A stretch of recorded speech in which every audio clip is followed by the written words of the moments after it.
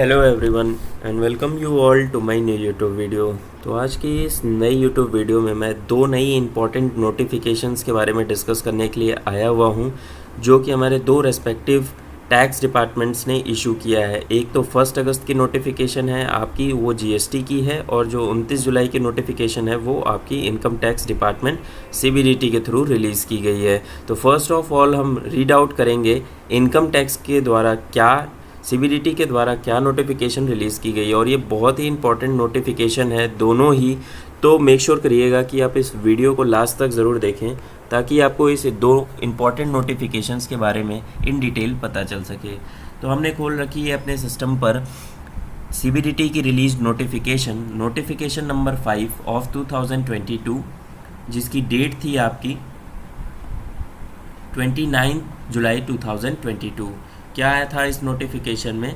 जो आपकी income tax return जब आप फाइल कर रहे होते हो तो आपको उसको वेरीफाई करना भी मैंडेटरी होता है। अगर आप वेरिफिकेशन नहीं करते हो अपने इनकम टैक्स रिटर्न का, तो उस केस में आपकी इनकम टैक्स रिटर्न फाइल्ड नहीं मानी जाती है up to the time period जो कि डिपार्टमेंट ने प्रोवाइड किए कि इस टाइम पीरियड में आपको अपनी रिटर्न वेरीफाई कर लेनी है। अगर आप उस प्रेस्क्राइब्ड टाइम पीरियड में अपने रिटर्न को वेरीफाई नहीं करते हैं तो उस केस में आपकी रिटर्न इनवैलिड हो जाती है और वो आपकी डिफेक्टिव रिटर्न बन जाती है।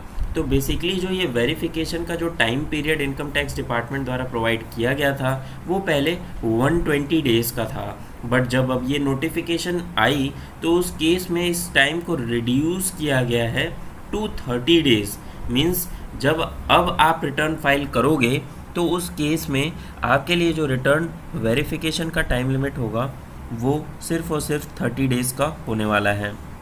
बट इसमें एक इम्पॉर्टेंट क्लैरिफिकेशन थी जो आप सभी को समझना काफ़ी ज़रूरी है। क्या नोटिफिकेशन में क्या क्लैरिफिकेशन थी?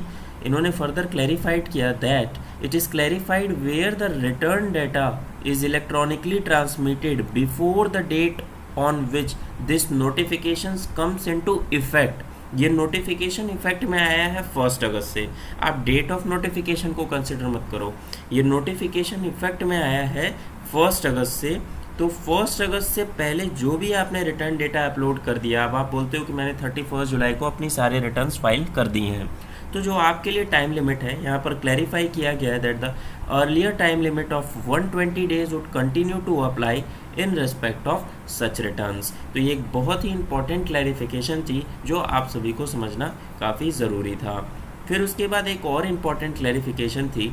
सपोज़ फॉर एग्ज़ाम्पल आपने रिटर्न फाइल की और ये जो इफेक्ट आया था इस नोटिफिकेशन का 1 अगस्त से आया था, ये मैंने पहले ही बता दिया है।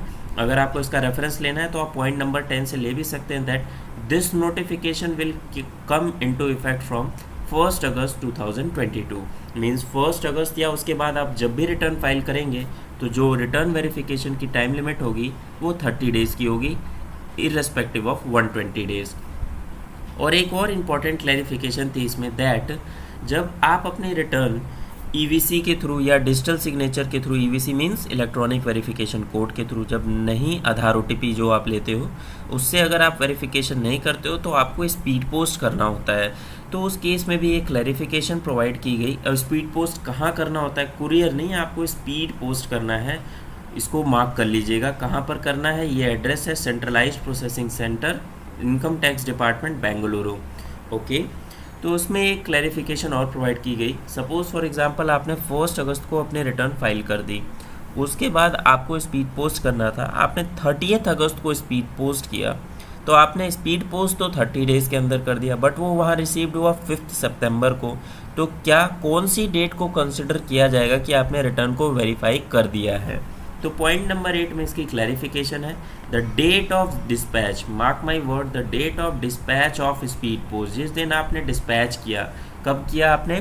30 अगस्त को किया, तो 30 August will be considered as the date for return verification, shall be considered for the purpose of determination of 30 days from the date of transmitting the date of income tax return electronically. तो ये दो important clarifications थी जो कि आपको इस notification में समझना काफ़ी ज़्यादा ज़रूरी था। फिर उसके बाद आप सब्सिक्वेंटली 1 अगस्त कल की ही डेट में आपके गुड्स एंड सर्विस टैक्स में भी एक नोटिफिकेशन रिलीज़ की गई और उस नोटिफिकेशन का नंबर था नोटिफिकेशन नंबर 17 2022 जो कि 1 अगस्त को ही रिलीज़ की गई। इसमें बेसिकली क्या बोला गया, जो आपका ई इनवॉइसिंग का कंसेप्ट है, अब आप जान ही रहे हैं धीरे धीरे गवर्नमेंट टर्नओवर लिमिट्स को घटाते हुए चली जा रही है। 100 से 50 से 20, नाउ इट्स टाइम फॉर 10। और 5 करोड़ का भी फेज़ चल रहा है कि 5 करोड़ वाला फेज़ भी हमें इम्प्लीमेंट कर लेना है।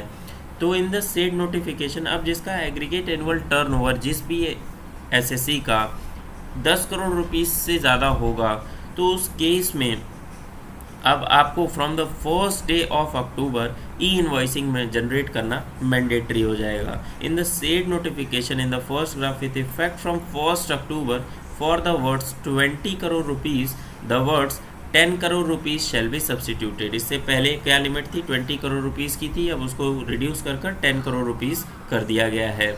तो सभी टैक्स पेयर्स को अब ई इनवॉइसिंग के लिए रेडी होना पड़ेगा, because over the period of time gradually ये जो लिमिट है ये रिड्यूस होते जाएगी।